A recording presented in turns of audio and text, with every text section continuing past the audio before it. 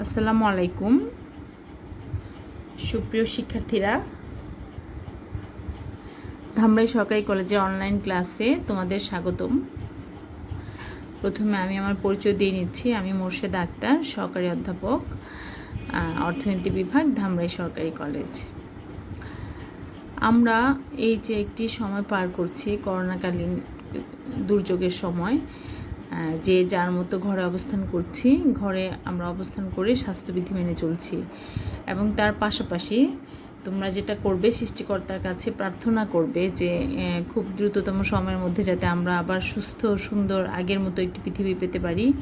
এবং তার পাশাপাশি আমরা সবাই মিলে আমাদের যে কার্যক্রম ছিল, যদিও আমরা শ্রেণী শিক্ষা কার্যক্রমে এখনও যেতে পারছি না, কিন্তু অনলাইনে আমরা আছি এবং তোমরা আমাদের পাশে সবসময় থাকবে।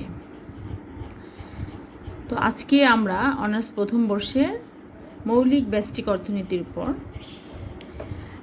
একটি ক্লাস নিব। মৌলিক ব্যষ্টিক অর্থনীতি,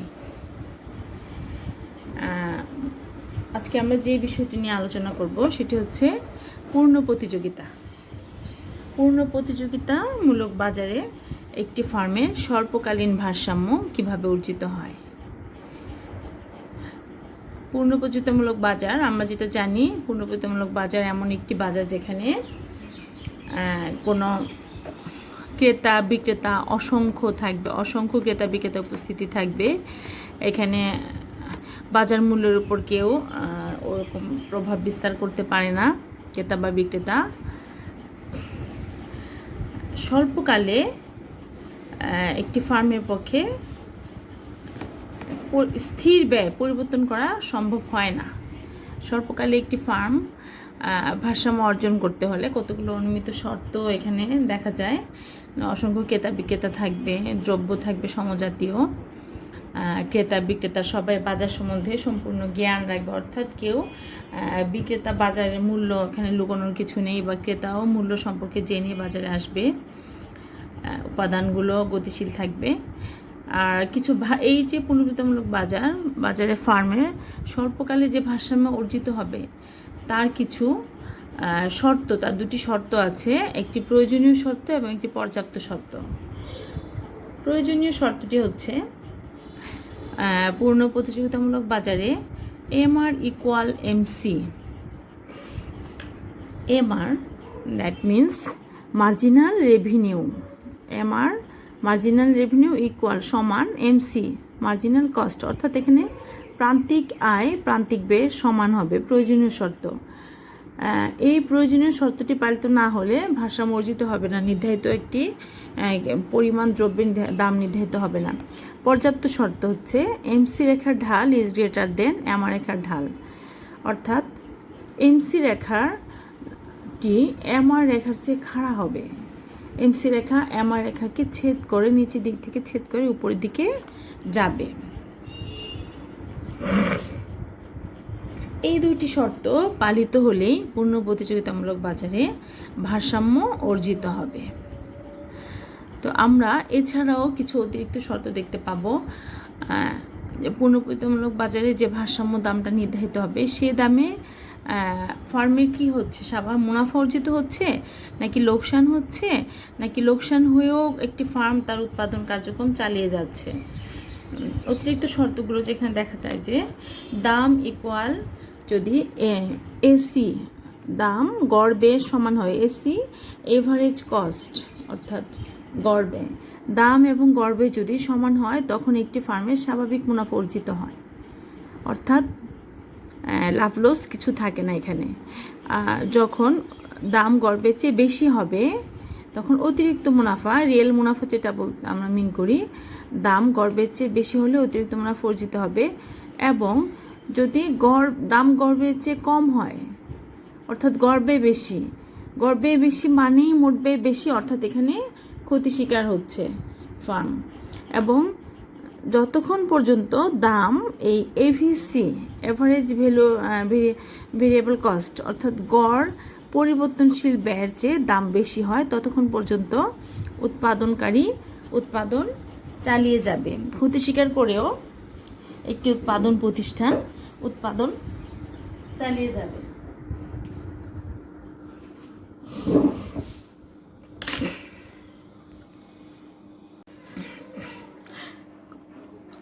অতিরিক্ত শর্তগুলো আমরা দেখলাম। এখন আমরা চিত্রে চলে আসি। স্বাভাবিক মুনাফা। পুনঃপ্রতিযোগিতামূলক বাজারে একটি ফার্ম, আমরা আগেও বলেছি, 3 ধরনের সিচুয়েশনের সম্মুখীন হয়। কখনো ফার্মের স্বাভাবিক মুনাফা অর্জিত হয়, কখনো অস্বাভাবিক মুনাফা, কখনো সে ক্ষতি স্বীকার করে একটি নির্দিষ্ট পর্যায় পর্যন্ত সে উৎপাদন চালিয়ে যায়। স্বাভাবিক মুনাফার ক্ষেত্রে আমরা দেখতে পাই ভূমি অক্ষে দ্রব্যের পরিমাণ এবং লম্ব অক্ষে সমান্তরাল দ্রব্যের দাম দেখানো হয়েছে। পি ইকুয়াল এ আর ইকুয়াল আমার রেখা, পি সমান এ আর আমার রেখা। এখানে ভূমি অক্ষের সমান্তরাল দাম রেখা। আমরা জানি ভারসাম্যের প্রাথমিক শর্ত অনুযায়ী বা প্রয়োজনীয় শর্ত অনুযায়ী এমসি ইকুয়াল এমআর, অর্থাৎ এমসি রেখা এমআর রেখার সমান হবে এবং এমসি রেখার ঢাল ইজ গ্রেটার দেন এমআর রেখার ঢাল। এমসি রেখাটাই এখানে দেখা যাচ্ছে যে নিচ থেকে এমআর রেখাকে ছেদ করে উপরের দিকে উঠছে এবং এই ই বিন্দুতে এমসি ইকুয়াল এমআর সমান হয়েছে, অর্থাৎ এই বিন্দুতে প্রাথমিক ভারসাম্য অর্জিত হয়েছে এবং প্রয়োজনীয় পর্যাপ্ত দুটো ভারসাম্যই এই বিন্দুতে অর্জিত হয়েছে। এই বিন্দুতে এমআর ইকুয়াল এমসি সমান হয়েছে, আবার এমসি রেখা এমআর রেখাকে ছেদ করে নিচের দিক থেকে উপরের দিকে উঠেছে, অর্থাৎ এই বিন্দুতে ভারসাম্যের দুটি শর্ত পালিত হয়েছে। এই বিন্দুতে যেহেতু ভারসাম্যের প্রয়োজনীয় পর্যাপ্ত দুটো শর্তই পালিত হয়েছে, সেহেতু এই বিন্দু ভারসাম্য বিন্দু। এবং এখন আমরা ভারসাম্য অবস্থা পেলাম, কিন্তু এখানে আমাদের কি অর্জিত হচ্ছে, স্বাভাবিক মুনাফা না অস্বাভাবিক মুনাফা? এটি ডিপেন্ড করবে আমাদের এসি রেখার উপর, ব্যয় রেখার উপর। আমরা এখানে দেখতে পাচ্ছি এসি রেখাটি এ পি ইকুয়াল এ আর রেখাকে টাচ করে এই এমসিকে কাট করে টাচ করে উপরে উঠে গেছে এবং এসি রেখার দেখতে পাচ্ছি যে এসি রেখার সর্বনিম্ন বিন্দু দিয়ে এমসি রেখা নিচ থেকে উপরে উঠেছে, অর্থাৎ এই বিন্দুতে পুরোপুরি ভারসাম্য অর্জিত হয়েছে। এবং এই যেহেতু এসি ই বিন্দুতে এসি ইকুয়াল পি, অর্থাৎ পি ইকুয়াল এসি, সেহেতু বলা যাচ্ছে এখানে স্বাভাবিক মুনাফা অর্জিত হয়েছে। স্বাভাবিক মুনাফা ও কিউ1 উৎপাদন স্তরে ও পি1 দামে এখানে একটি ফার্ম ভারসাম্য লাভ করেছে এবং এখানে ফার্মের মোট আয় হচ্ছে ও পি1 ই কিউ1 এবং মোট ব্যয়ও ও পি1 ই কিউ1। যেহেতু এখানে আয় ইকুয়াল ব্যয়, সেহেতু স্বাভাবিক মুনাফা অর্জিত হয়েছে। তো এরপরে আমরা দেখতে পারি অস্বাভাবিক মুনাফা। এখানে দেখা যাচ্ছে যে যেহেতু ভারসাম্যের প্রয়োজনীয় শর্ত এমসি ইকুয়াল এমআর, ই বিন্দুতে এমসি এমআর রেখাকে নিচের দিক থেকে ছেদ করে উপর দিকে যাচ্ছে, অর্থাৎ এই বিন্দুতে এমসি ইকুয়াল এমআর, অর্থাৎ এখানে ভারসাম্যের প্রয়োজনীয় শর্ত পালিত হয়েছে। ভারসাম্যের প্রয়োজনীয় শর্ত এই বিন্দুতে পালিত হওয়ার পর আমরা দেখব পর্যাপ্ত শর্ত। এই বিন্দুতে এমসি রেখার ঢাল এমআর রেখার ঢালের চেয়ে অবশ্যই বেশি, এমসি রেখার ঢাল ইজ গ্রেটার দেন এমআর রেখার ঢাল। কাজে এখানে এই চিত্রে ভারসাম্যের পর্যাপ্ত শর্তটিও পালিত হয়েছে। এখন আমরা কোন অবস্থায় আছি? দুটো শর্ত পালিত হলো, অর্থাৎ এখানে ভারসাম্য অর্জিত হয়েছে, কিন্তু এখানে স্বাভাবিক মুনাফা অর্জিত হচ্ছে নাকি অস্বাভাবিক না ক্ষতি স্বীকার কোন অবস্থায় আছি সেটি আমাদের ডিপেন্ড করবে এসি রেখার অবস্থানের উপর। অর্থাৎ এখানে দেখা যাচ্ছে এসি রেখা পি ইকুয়াল এ আর ইকুয়াল আমার, এই যে এই ভূমি অক্ষের সমান্তরাল রেখাটি, এই রেখাটি নিচ দিক দিয়ে আছে, অর্থাৎ এই নিচ দিক দিয়ে এমসিকে কাট করে উপরে উঠেছে, অর্থাৎ এসির সর্বনিম্ন বিন্দু দিয়ে এমসি রেখা, এই যে দেখা যাচ্ছে এসি রেখার সর্বনিম্ন বিন্দু দিয়ে এমসি রেখা চলে গেছে। এখানে যেহেতু এসি পি এর নিচে অবস্থান করছে, অর্থাৎ AC is less than P, অর্থাৎ P is greater than AC, তার মানে এখানে দাম বেশি এবং গড় ব্যয় কম। আমরা এখানে ও কিউ1 উৎপাদন স্তরে দেখতে পাচ্ছি মোট আয় ও পি1 ই কিউ1 এবং এই এসির মাধ্যমে আমরা যেটা পাবো মোট ব্যয় ও পি2 এফ কিউ1, অর্থাৎ এই যে গাঢ় অংশটুকু, কালারিং অংশটুকু P1 P2 FE, এই এতটুকু পরিমাণ আয় আমরা বেশি পেয়েছি। আমাদের মোট ব্যয় হয়েছে OP2 FQ1 এবং মোট আয় হয়েছে OP1 EQ1। অর্থাৎ আমরা এই P1 P2 FE পরিমাণ আয় আমরা বেশি পেয়েছি। এতটুকুই আমাদের মুনাফার পরিমাণ।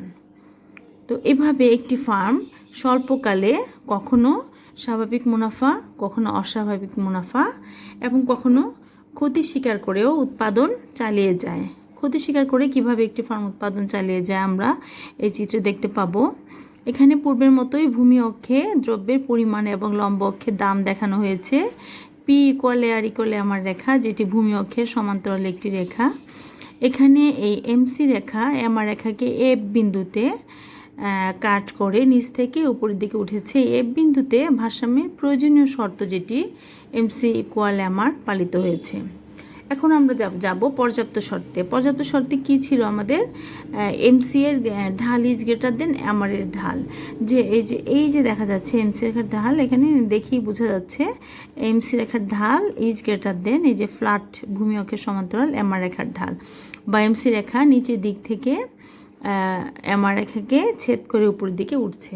এখানে ভারসাম্যের প্রয়োজনীয় এবং পর্যাপ্ত দুটো শর্তই পালিত হয়েছে। এখন আমরা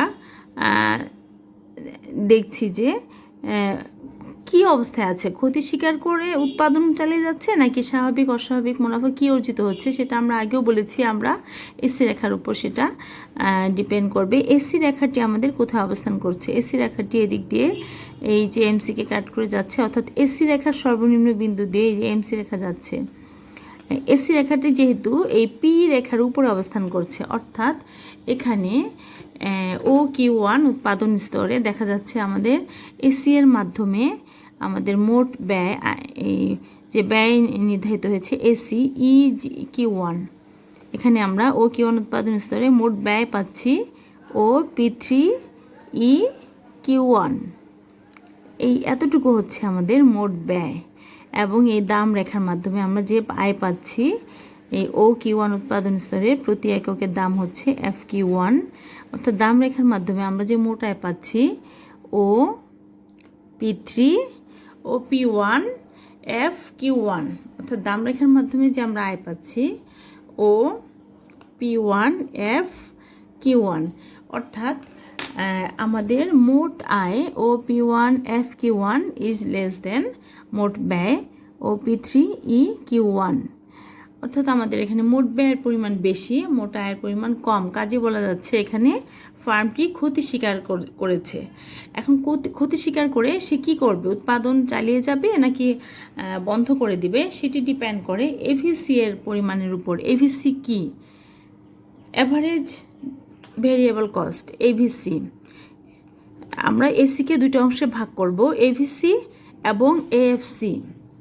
এভিসি যেটা অ্যাভারেজ ভেরিয়েবল কস্ট, অর্থাৎ গড় পরিবর্তনশীল ব্যয়। এই গড় পরিবর্তনশীল ব্যয় যতক্ষণ পর্যন্ত উৎপাদনকারী তার আয়ের মাধ্যমে উঠিয়ে আনতে পারবে, অর্থাৎ তার যে পরিবর্তনশীল ব্যয় হচ্ছে একটি ফার্মকে চালিয়ে নেওয়ার জন্য, তাকে যে লেবার কস্ট দিতে হচ্ছে, প্রতিদিনের যে দৈনন্দিন খরচ, র ম্যাটেরিয়ালের যে কস্ট, এই কস্টগুলো যেগুলো দিতে হচ্ছে, ভেরিয়েবল কস্ট যেগুলো দিতে হচ্ছে, সেগুলোর খরচ যতক্ষণ পর্যন্ত উৎপাদনকারী চালিয়ে যেতে পারবে ফার্ম, ততক্ষণ পর্যন্ত সেগুলোর খরচ তুলে আনতে পারবে, ততক্ষণ পর্যন্ত সে তার উৎপাদন চালিয়ে যাবে। যতক্ষণ পর্যন্ত যখনই P = এভিসি হবে, সেই বিন্দুতে, এই যে এই বিন্দুতে সে তার উৎপাদন বন্ধ করে দিবে। এটিকে আমরা বলবো শাটডাউন পয়েন্ট। এই শাটডাউন পয়েন্টে আসলে উৎপাদনকারী উৎপাদন বন্ধ করে দিবে। এখানে দেখা যাচ্ছে এই ABC is less than P. এই এভিসি এর পরিমাণটা এই GQ1 ইজ লেস দেন এই FQ1। এই যে GQ1 ABC is less then FQ1, অর্থাৎ এই এতটুকু পরিমাণ এভিসি উঠিয়ে ফার্মটার দামের মাধ্যমে এতটুকু এএফসিও তুলে আনতে পারে। এখানে এভিসি হচ্ছে GQ1 এবং এএফসি EG। এই EG এএফসির এই FG পরিমাণ সে দামের মাধ্যমে তুলে আনতে পারে। অর্থাৎ এই অবস্থায় একটি ফার্ম ক্ষতি স্বীকার করেও যেহেতু সে তার এভিসি তুলে আনতে পারছে, সেহেতু সে তার উৎপাদন চালিয়ে যাবে। তো আমরা অতিরিক্ত শর্তে যেটি দেখেছিলাম যে পি ইজ গ্রেটার দেন, এই শর্তটি P is greater then ABC, যতক্ষণ পর্যন্ত এসির চেয়ে পি বড় হবে কিন্তু এভিসির ছোটো হবে, যতক্ষণ পর্যন্ত পি এভিসির চেয়ে বড় হবে কিন্তু এসির চেয়ে ছোট হবে, এসির চেয়ে ছোট হলেও যতক্ষণ পর্যন্ত এভিসির চেয়ে বড় হবে ততক্ষণ পর্যন্ত সে তার উৎপাদন চালিয়ে যাবে। এখানে ক্ষতি স্বীকার করেও একটি ফার্ম উৎপাদন চালিয়ে যাবে যতক্ষণ পর্যন্ত না এই পি ইকুয়াল এভিসি, অর্থাৎ এই বিন্দু পর্যন্ত এভিসি উঠে না আসে।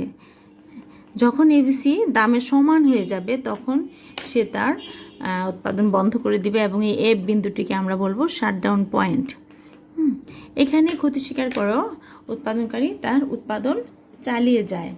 অর্থাৎ একটি ফার্ম স্বল্পকালে যেহেতু তার স্থির ব্যয় পরিবর্তন করতে পারে না, সেহেতু খুব শীঘ্রই সে লসের শিকার হলেও সে প্রত্যাশায় থাকে যে অদূর ভবিষ্যতে বা অল্প সময়ের মধ্যে যদি সে আবার অস্বাভাবিক মুনাফা বা স্বাভাবিক মুনাফা অর্জন করে আবার আগের অবস্থায় ফিরে যেতে পারে, সে আশায় একটি ফার্ম স্বল্পকালে ক্ষতি স্বীকার করে হলেও উৎপাদন চালিয়ে যায়। এবং একটি ফার্ম স্বল্পকালে কখনোই শুধুই স্বাভাবিক মুনাফা বা কখনোই শুধু অস্বাভাবিক মুনাফা অর্জন করে না, সে কখনো স্বাভাবিক মুনাফা কখনো অস্বাভাবিক মুনাফা অর্জন করে আবার কখনো ক্ষতি স্বীকার করেও উৎপাদন চালিয়ে যায়। তো এভাবে আমরা পুনঃপ্রচলিতমূলক বাজারে স্বল্পকালে একটি ফার্মের ভারসাম্য আলোচনা করতে পারি। তো আজকের মতো এ পর্যন্তই। আমরা নেক্সট ক্লাসে একচেটিয়া বাজার নিয়ে আলোচনা করব। খুদা হাফেজ।